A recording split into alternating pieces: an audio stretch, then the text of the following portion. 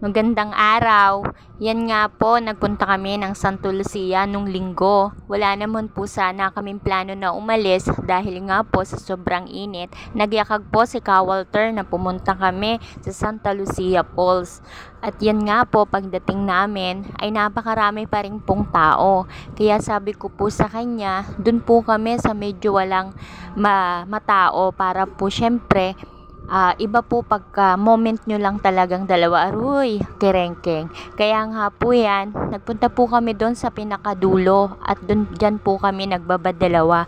Halos 1 oras din po kami dyan ang itinagal, hindi po masyadong nagtagal kasi nga po malamig po yung tubig. Nagyaya na ulit siya paakyat. Isa pa po, siya daw ay nagugutom. Wala po kami dala dyang pagkain kasi kumain na po kami bago umalis dahil nga po walang plano na kami ay umalis kaya hindi na po kami nag-prepare ng aming dadalhing pagkain. Thank you for watching.